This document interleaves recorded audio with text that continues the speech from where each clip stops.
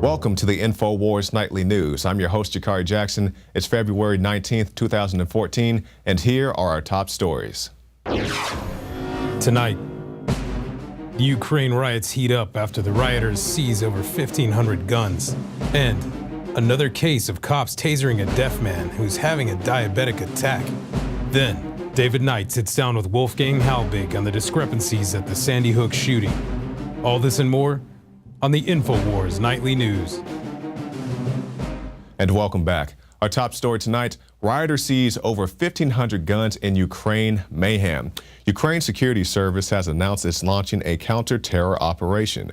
Radicals have seized over 1,500 firing arms and 100,000 bullets in the past 24 hours, the security service says.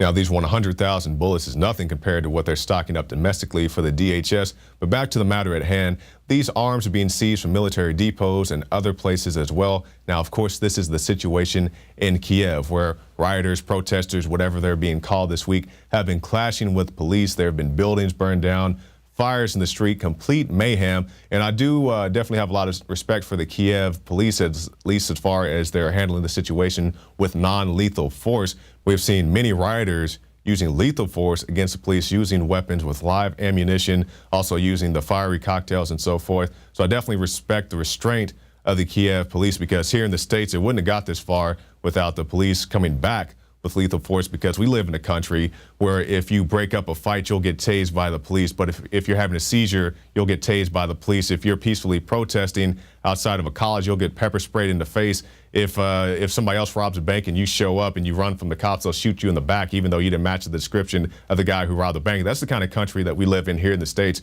But at least respect the police. You know, I'm not agreeing with the whole situation in Kiev on either side, or on multiple sides, but I definitely respect that the police are not killing their own citizens in the streets.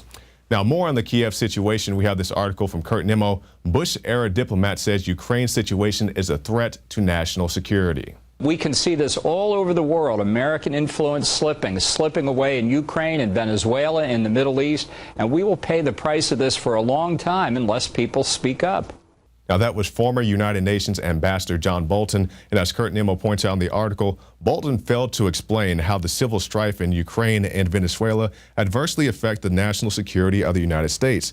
He insisted that it's the responsibility of the U.S. to respond when selectively chosen friends of the United States, in effect friends of liberty, find themselves on the barricades. And that's exactly right, because we see in selective enforcement, selective help, because you think about recently, or more recently, with the Kony 2012 situation, where many people said that Kony was already dead, or at least missing. These are people from Uganda before 2012. And it definitely is a horrible thing that they have the children out killing each other, out there in Uganda. But, people got involved in that because of the resources of Uganda, not just because they're so humanitarian and just good go-getting people. So we'll talk more about this. Alex Jones is going to break down not the Kony 2012 situation, but the situation in Kiev, where we have the riots in the streets, the protesters, the rioters fighting with police. So he's going to give us a breakdown that he gave on the Alex Jones radio show. The collapsed former Soviet attempted world order.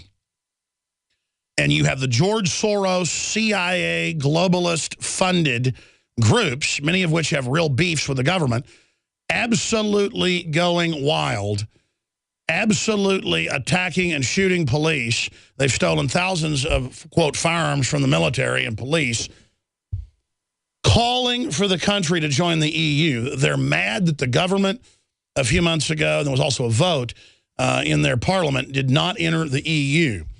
Listen, I don't want them to join Russia or the EU. How about we have sovereign countries again that aren't dominated by corrupt kleptocratic empires? The bottom line here is, just like the Syria civil war, it is the West quarterbacking and running this entire operation.